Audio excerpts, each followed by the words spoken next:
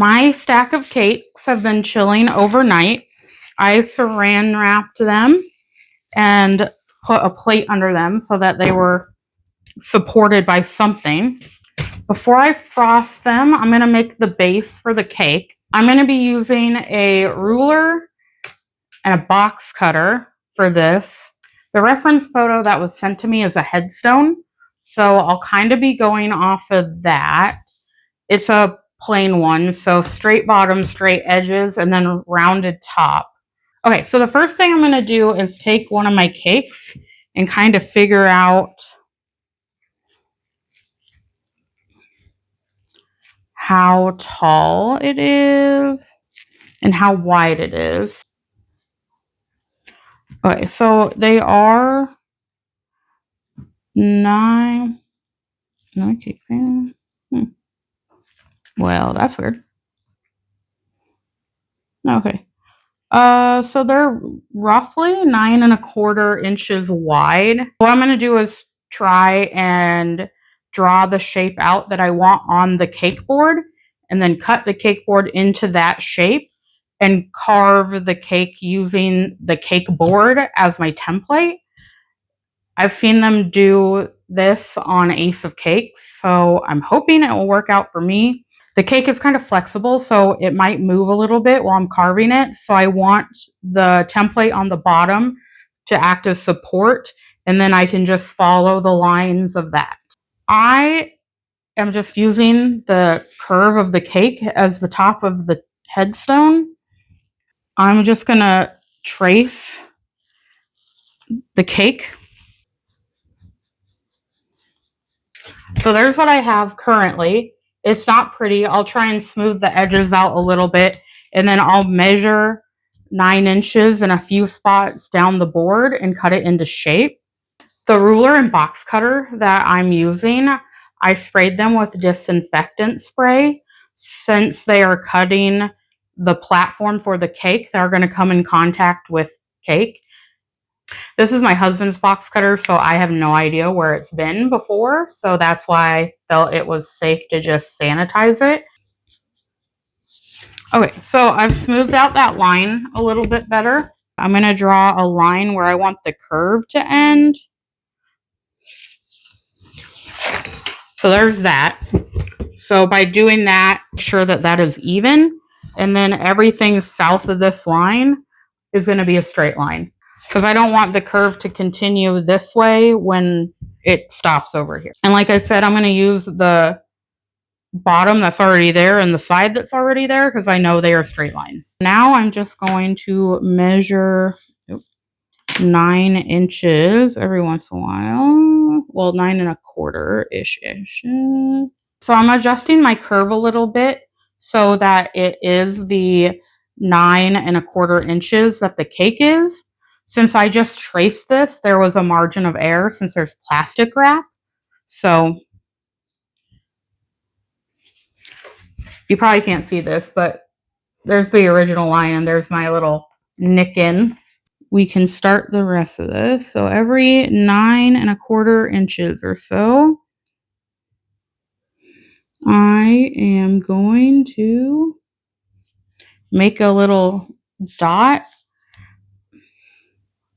And I'm going to do that in multiple spots so that hopefully I just cut this thing once.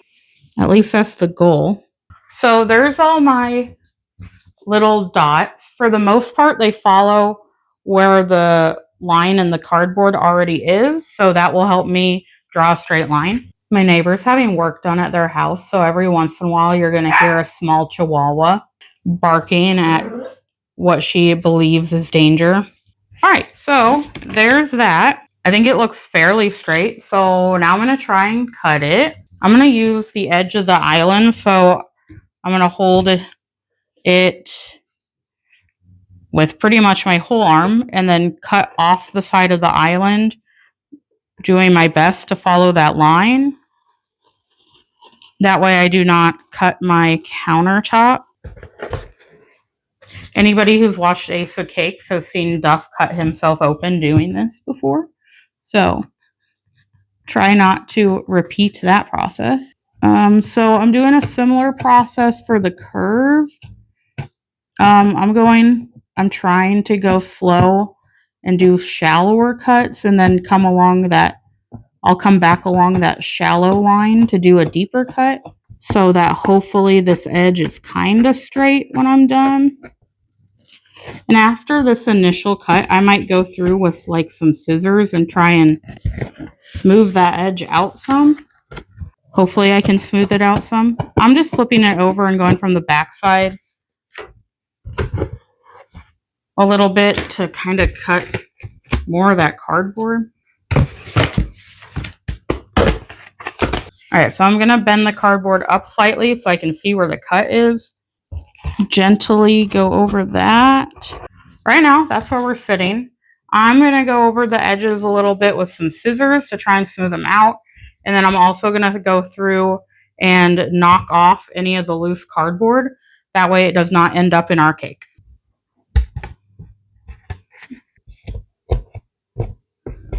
So what I'm going to do now is just go over this with a sanding block to try and get some of the loose cardboard off and make this edge a little bit nicer. All right, after I sand this, I'm going to wipe down this whole thing and try and get some of this ink off and stuff and any of the cardboard dust that might be on here. I'm not going to use a ton of water because I don't want this to get soggy. It will defeat the purpose of using it. All right, I'm kind of second guessing my cake because it's going to be so tiny, but I don't have enough time to make another tier, so this is where we're at. All right, so I am going to clean up my work surface real quick and then clean this off, and we'll come back and start carving the cake. Cleaned off my work area and sprayed the cardboard with a little bit of cleaner and tried to clean off any of the cardboard dust. So I put my cardboard on a casserole dish that has a lid on it. That way I am slightly elevated while I carve because I'm going to be trying to follow this edge. I'm going to want the knife to be able to go down past it so that way I know I'm following it. I'm going to start unwrapping cake.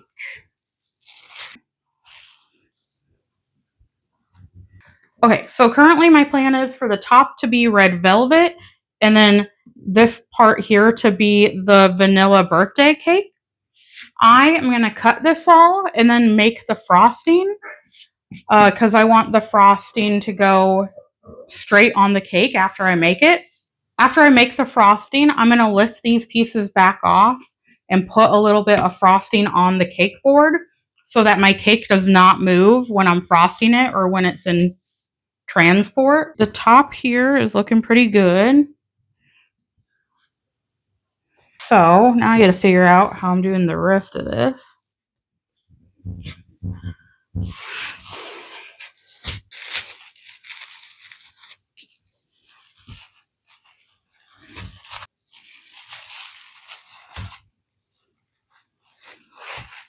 So my vanilla birthday cake has started to crack a little down the middle. I don't know if I wasn't careful enough while moving it or if it's just not structurally as sound as the other cake is. All right, so I'm just going to carve part of this cake off to what I think roughly it's going to need to be. I'm hoping that I left some wiggle room so that it's a little bigger than it needs to be because I can always carve it down.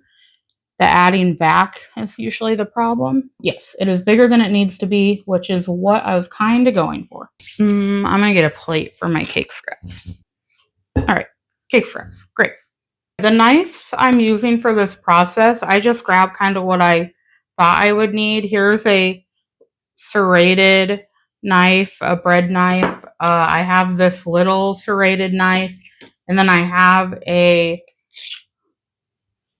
knife that has deep serrades. I think the finely shredded knife is going to be the better option. I think that might be a little too rough of a cut. You could probably use a straight edge knife to cut this. I don't want to because when you use a straight edge, there's a tendency for it to kind of crunch what it is cutting. So by using this serrated bread knife, you have to do that sawing motion, which won't condense it as much around what you are cutting. All right, so I'm just lining the knife up against the cardboard and using that as my guide. I'm going to put one hand on the cardboard. Unless the cake is starting to crumble, then I'll move back here. But that way the cardboard is not moving while I'm cutting it as much. And then once again, you'll want to make sure you're off the edge of whatever you're using as your raised platform. That way you are following just the cardboard.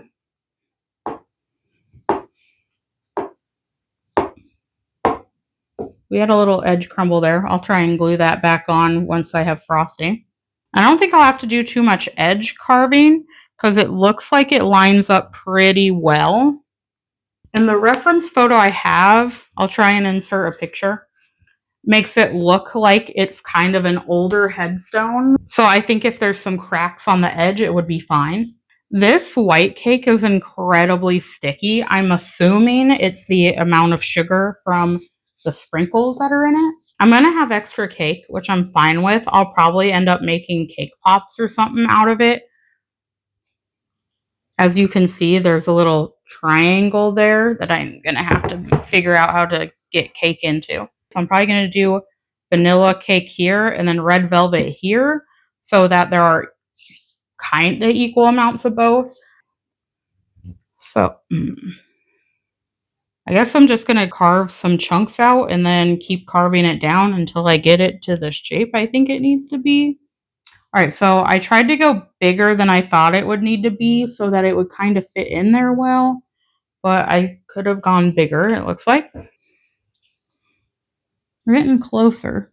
I think a professional probably would have made a giant sheet cake and then cut this shape into it, but I am not a professional, so you know.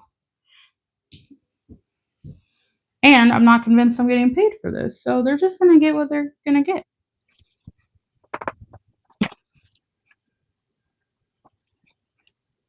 Now, that actually fits pretty okay. So now I'm going to carve it down. Nope.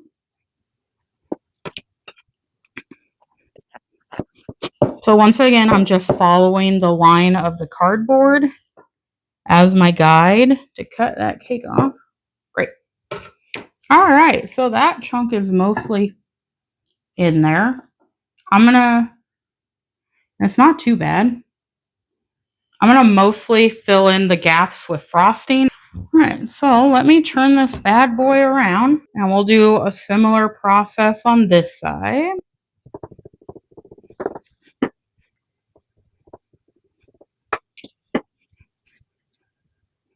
I am very bad at guessing how much I should remove, is the gist of this. Good news is I can kind of shove the cake in there to fill the holes, so. Alright, so I'm going to try and carve this.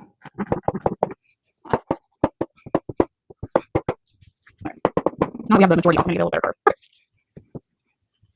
Alright, so now I'm going to put this in the cake box that I got from Walmart. Put it in the refrigerator, clean off my workstation, and then make the frosting and come back and finish decorating this.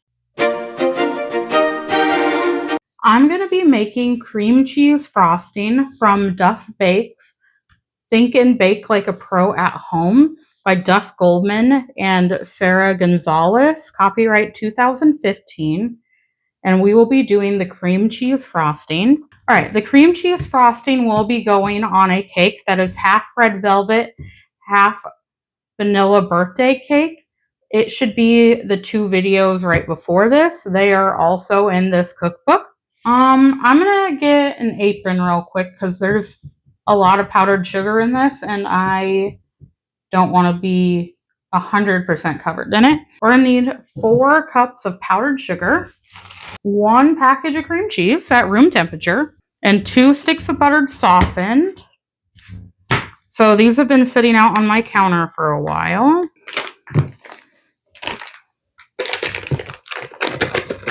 trying to get as much as I can out of the wrapper here. 2 sticks of butter softened, so they've been sitting out with their cream cheese also. 1 tablespoon of vanilla. All right, that's it. 4 ingredients. All right, and I'm supposed to use my paddle attachment for this. All right, I'm going to start this very slowly because of all the powdered sugar.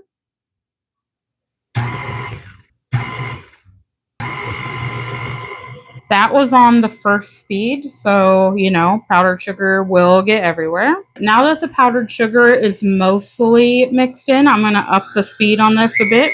All right, I'm going to give this a quick scrape down. His instructions say to mix it until smooth, scraping sides often. It's pretty smooth, but we're going to keep on going since I just scraped the sides and I want to make sure it is really well mixed. All right, we'll let that mix a little bit longer. All right, I do believe we're done. So I'm going to scrape down my paddle attachment real quick. Okay, so I've gotten most of the powdered sugar off of my work area and cleared my mixer away. I think the game plan here is to put some in these bowls and use those for my different colors I'm using. The base of the cake's going to be gray, so I'm going to leave a good chunk of the frosting in here and color what is in this bowl gray. So these will be our secondary colors, what's going in here. I'm going to use a different spatula on each bowl to mix so I don't mix the colors up in between them. If you don't have this many spatulas, you can just use a spoon.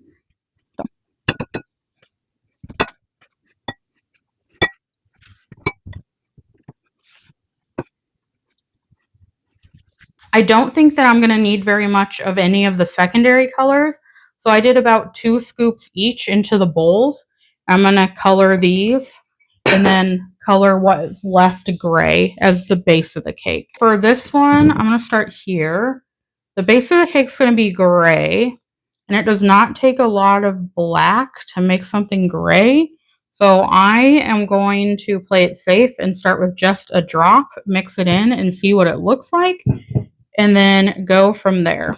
I'm making sure to scrape the sides really well so that all the frosting gets turned to gray and we won't have white streaks, ideally. So we're already pretty gray. I'll show you just with the 1 drop. Here's what we started with, that nice white color. And that is what that's what 1 drop of the black did, was made it that color. That's kind of close. I'm going to do another drop. Maybe try and make it a little smaller than the first one, but the first one was not very big. I don't know if it's going to be enough, but I think it's just a hair darker. Like, you can barely tell, but it wasn't too far off to begin with, so I don't want to add more black because I'm worried it'll get too dark. He says that if you're going to spread it, it needs to be at room temperature, but if you want to store it, it needs to be put in the fridge and then re-whip it before using it. So my game plan here is going to be to keep this out, but as soon as I color these, I think I'm going to put them in the fridge because I'm going to be using them for decoration, so I would like them to be a little bit firmer. And then after I use this, I'll probably set them out and then give them each a quick little stir so that they are at least a little bit re-whipped. I'm going to need just some white frosting for part of this. I have some white food coloring. I don't know that that's actually going to do anything, but I want to just see what it looks like in here because I've never used it before. I don't think that did anything. I'm going to put a little bit more in just to see if it does anything in a larger quantity, but I don't know that it will. We're pretty close to white already. There's with the white food coloring and there's without. So maybe it's a hair lighter, but not a ton. So the reference photo has some greenery around it. I don't know that I'm going to be able to do exactly this. I might just end up putting some grass on the bottom. If that's the case, I'm going to use two different colors, a green, a dark green, and a light green, just so it doesn't look like a glob of green on the bottom. I can do some definition to make it look like grass. All right, so all my secondary colors are in the fridge. My gray is sitting out. I'm going to clean up my workstation here and then decorate the cake. I've had this chilling in the fridge while I make my frosting. So first thing I need to do is I'm going to lift up my little cake bits here very carefully and put a little bit of frosting down. So that way the cake kind of sticks to this cardboard that it is on. I do need to do a little bit more shaping on the cake. I just wanted to get the frosting made. That way I could put it underneath so it doesn't slide around as much while I do the rest of the carving. I'm putting like a small smear under each piece. I don't know how to describe it. Like for the bigger pieces, I've been grabbing about that much and kind of just putting it under there. Because it doesn't really take a ton to get it to stick. Most of these cake decorating things I got from Walmart. Our Walmart is a smaller Walmart. It's not a super center, but it's bigger than one of those like hometown market Walmart. So I don't know what kind of Walmart that is. But our cake decorating section is fairly small. So if our Walmart has it, yours probably has it. So now that our cake is mostly glued down, I am going to try and make it flat. Ideally, you would have like something sitting next to the cake, like two pots or something that you could kind of use as a guide, two equal sized pots, so that you could kind of use it as a guide to make sure this is even. I don't really have that. So we are going to be eyeballing it as best we can.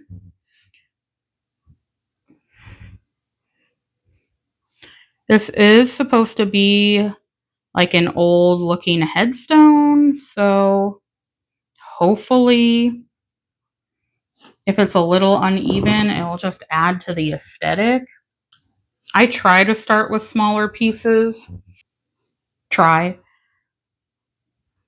Sometimes it doesn't always work out like that, but it's easier to take more away than add some back.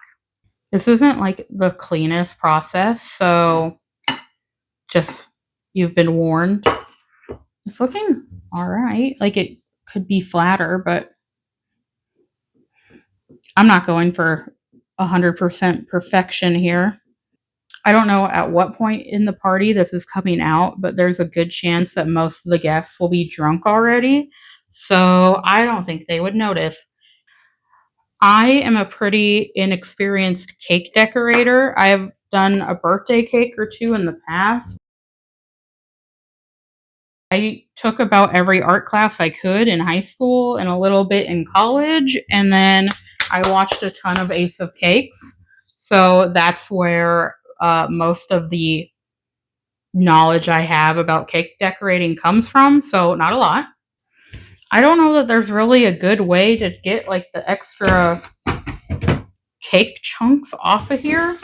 They're just going to end up getting in my frosting. And I'm going to have to add more frosting to kind of compensate for that.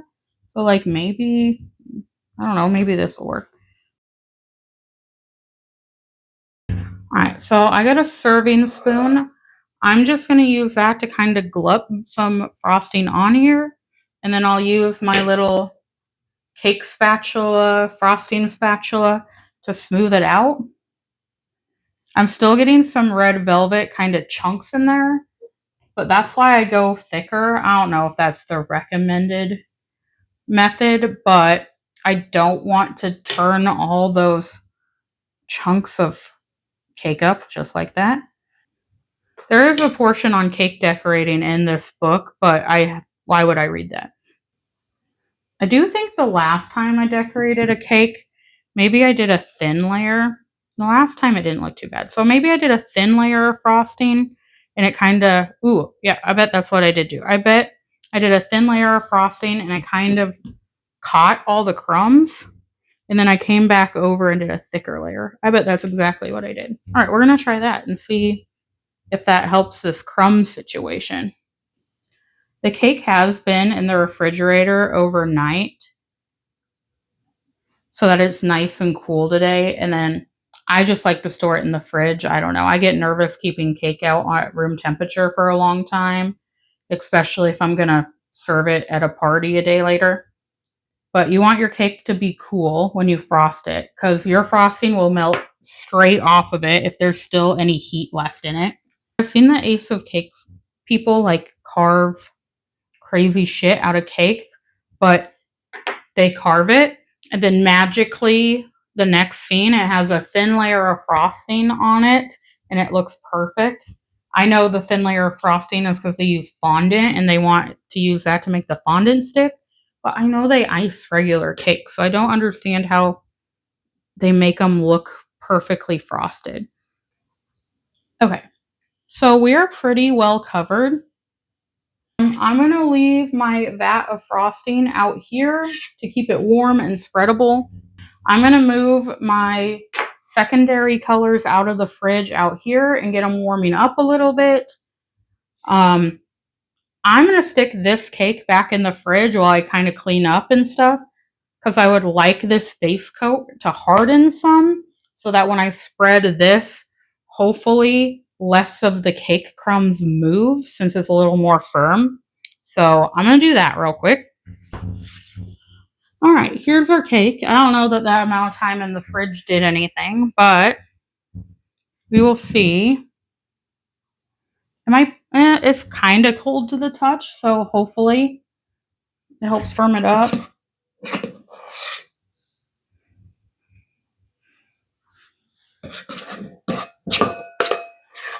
And I'm just kind of glob some frosting on here. Because I'm okay if this layer is a little thicker. This is covering a lot smoother.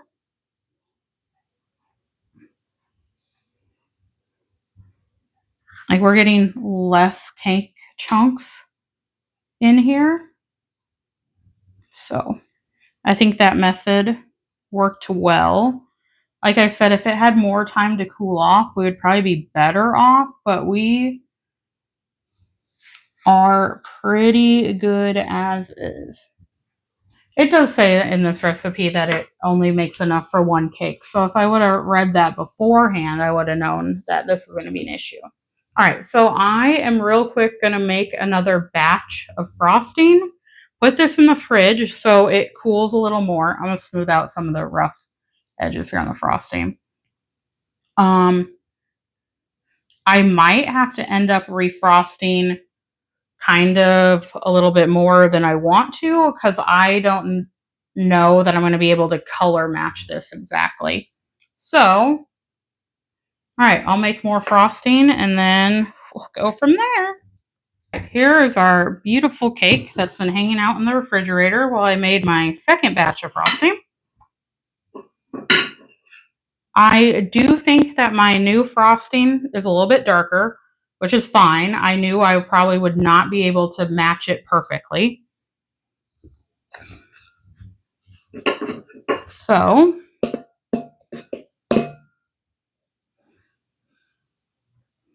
yeah, it is a little darker. I'm not super upset about it. It is a headstone, so it's supposed to look like stone. This new batch I made is a little wetter. I'm not super upset at it because it just makes it easier to spread, but on the edges it is dripping off more, so that might be something to watch out for. This could just be a me problem, but it is impossible for me to decorate a cake without it getting everywhere, so definitely don't wear your best clothes and expect to have to do cleanup afterwards. And having that base layer of frosting is helping so I don't get cake crumbs in this top layer. I mean, there's still a few that are making it through the frosting, but for the most part, we are pretty good looking. All right, I think that is good enough. I'm going to kind of scoot it more towards the middle here. I do have enough gray frosting now that I could do that edge detailing. My frosting's a little soupy, I fear. So I'm going to stick it in the fridge, the gray at least. Well, actually, since it's just a bowl of gray, I think, yeah, it can go in my freezer. So, while I'm setting up the frosting bag and stuff, it can cool off in there. All right, so I have this little cake decorating kit I got from Walmart. I don't remember how many bags it comes with. Oh, sweet. It comes with 12 bags, so I think that should be enough. It comes with a little guidebook. I'm probably just going to take a look here and see what tip does what. Are they labeled? Is there a key?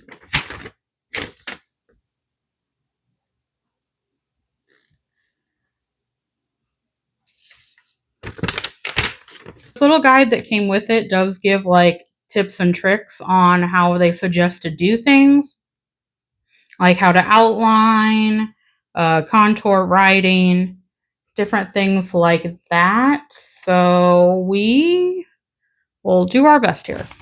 Let's figure out this together, I guess. All right, it says first take a bag. So we'll get a bag out of here. And then it says the coupler base is the same. I think they're the same thing. All right, coupler base, take the ring off of it. And drop this narrow end first into the bag. Okay, and push down. I think that's about it. All right, so do that.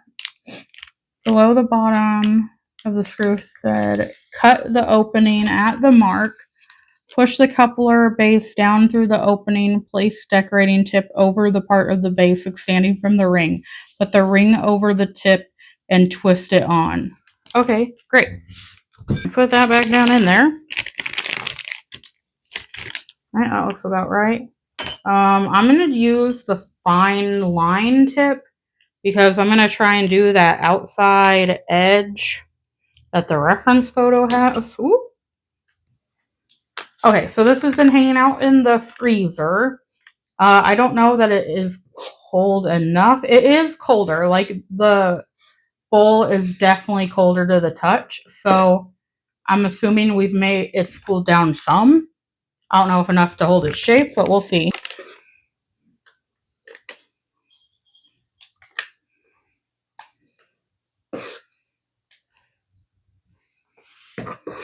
I'm going to hold the bag over the bowl because, yeah, we're dripping out the bottom.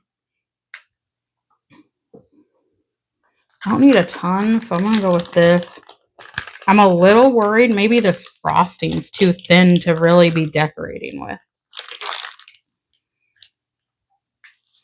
I don't know. If it is, I don't have a plan B, so.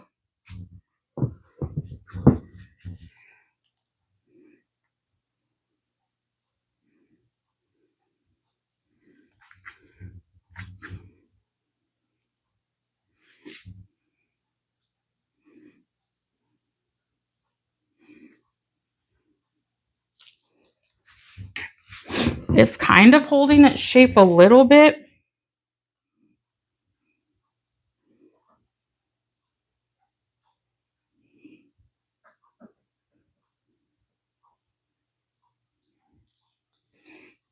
So I did say I wanted extra gray frosting in case I messed it up. It was less of a in case, it was for more of a when. Sorry, the cake just fell off. Tastes pretty good. Alright, so this edge is holding up better than I thought it would. I'm just going to put some cracks and stuff on here. Okay, so I double checked I know how to spell his name correctly. If it's not spelled correctly, it's his own fault because I got it off of his Facebook. I have moved the frosting from the freezer to the refrigerator because I don't want to make icing sickles. I just want it to be cold. So they're all in the fridge now. I went ahead and prepped this bag. I haven't put frosting in it yet because I wanted it to stay cold as long as possible. I'm going to look at this guide really quick because it did have a tip for lettering. I don't have a ton of icing, so instead of trying to scoop it out with one hand and put it and hold the bag with the other, I'm going to put it in a cup. This is how I make deviled eggs. Like, I put a bag in a cup and fold it over the cup and then fill it with the egg filling. So hopefully it works similar here. Okay, so it's not going to be 100% because I don't have tall enough cups that this is straight. But I think it's going to be a good enough start for me to at least get some of the frosting in here. So that way I can kind of pour it in instead of trying to spoon it in.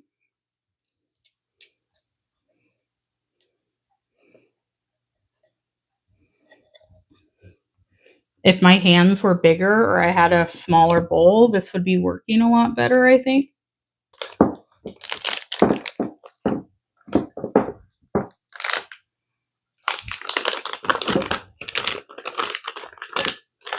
So I'm going to straighten the bag back down and then try and squeeze as much as I can towards the base. I am going to wrap that. Ooh, actually. All right, so I twisted it pretty well, but then I'm going to kind of double it over, I think, and then put a rubber band on it. Okay, so it's said to make sure your tip is clean before you start a new line. So I have this rag I'm going to use to make sure the tip is clean. I have my reference photo. So we're going to give this a shot. I am so nervous. Let me tell you what.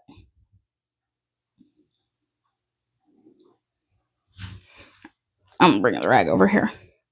It did say to put your tip on here or your finger on here to stop it between each line so that it doesn't drip on the cake. So I have to remember to do that.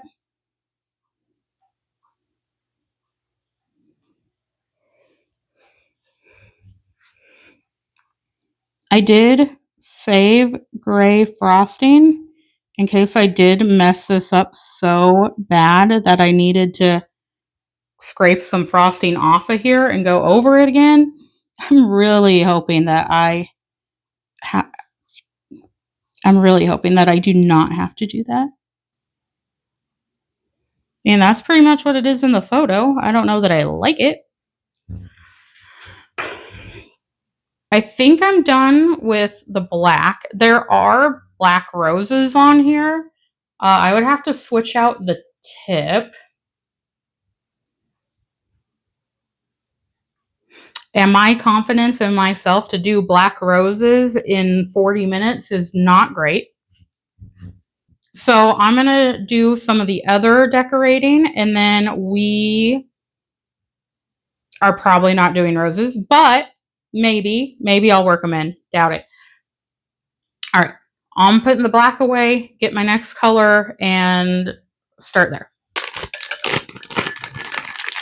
Okay, so I went ahead and prepped the darker of the two green frostings. I'm going to start with that one. I don't know that I have the ability to do rose leaves and petals, or rose petals and roses like the reference photo has. So along the base, I'm just going to do grass.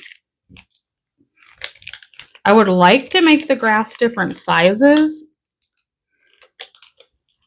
but I'm going to have to do it with this smaller tip because the large tip is quite a bit larger than I think we're going to need. I cleaned everything really well before I started putting the green bag together, and I flipped my rag over to a side that doesn't have black.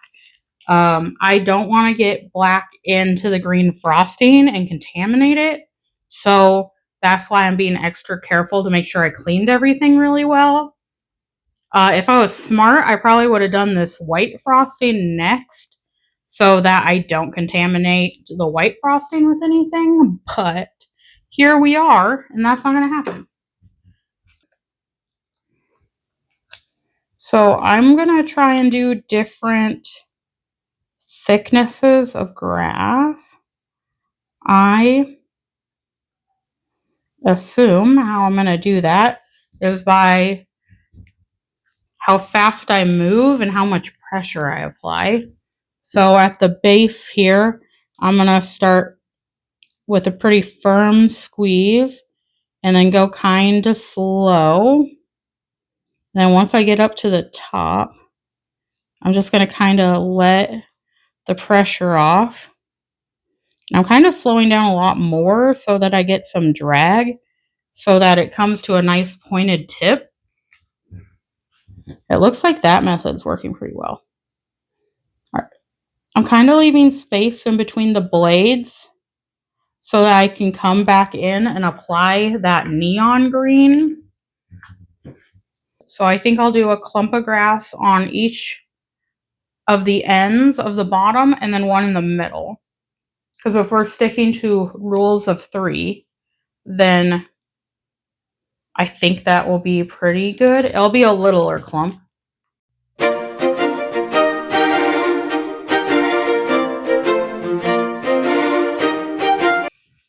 So I think we're done with this color of green.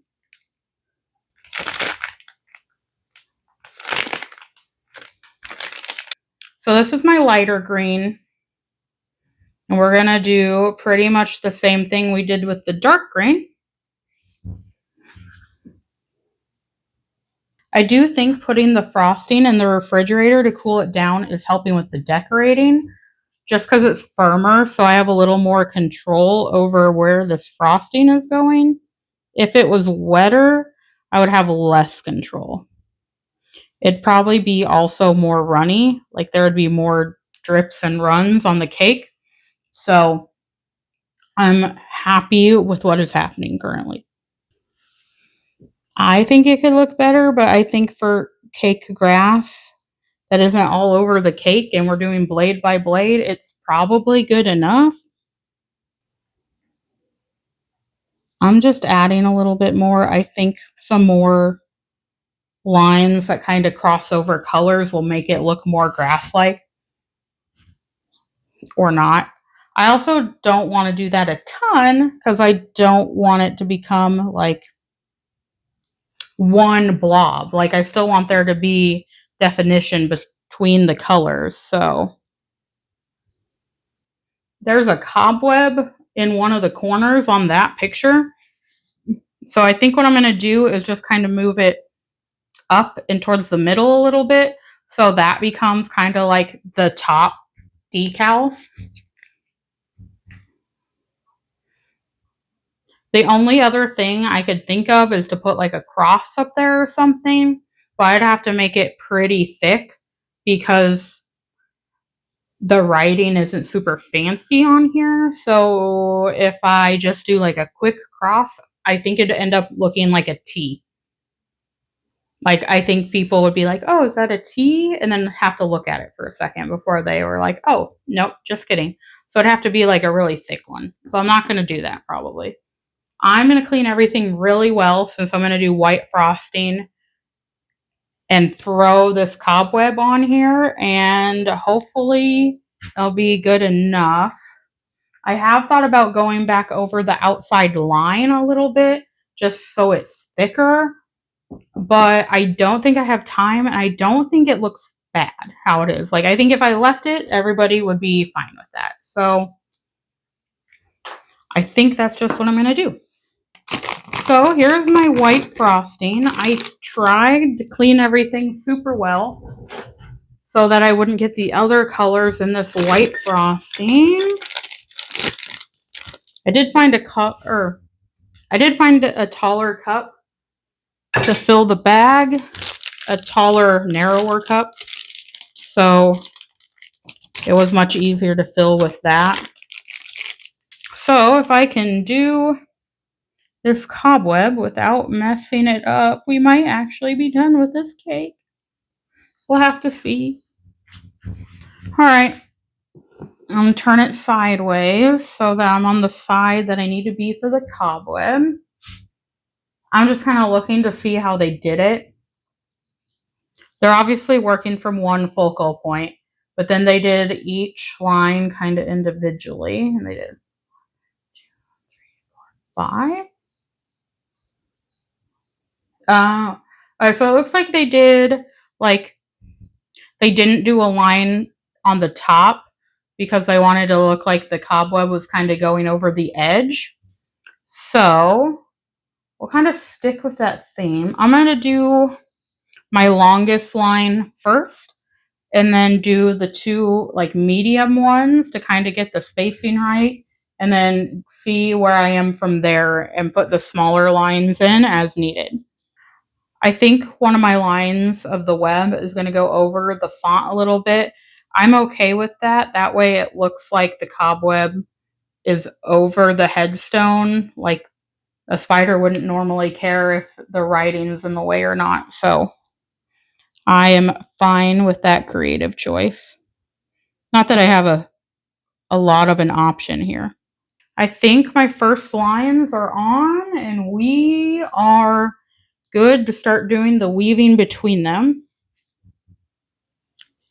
Do I think this could look better? Yes. Is there anything I'm going to be able to do about it? No.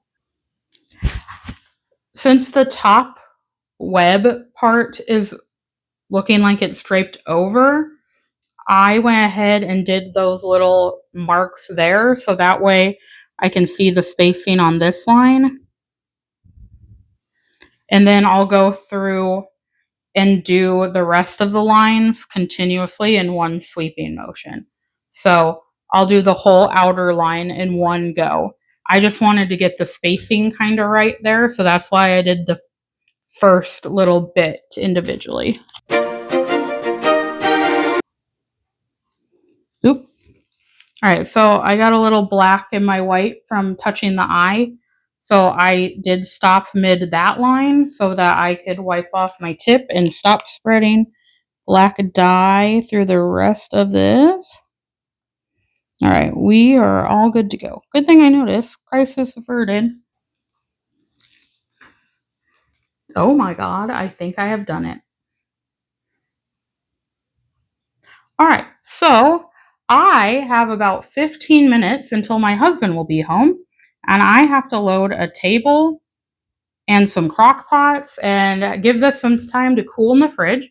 So I'm going to take pictures of this and insert it in the end of this video. And thank you for watching. It's been about 4 hours of this, and we are finally done. So thank you.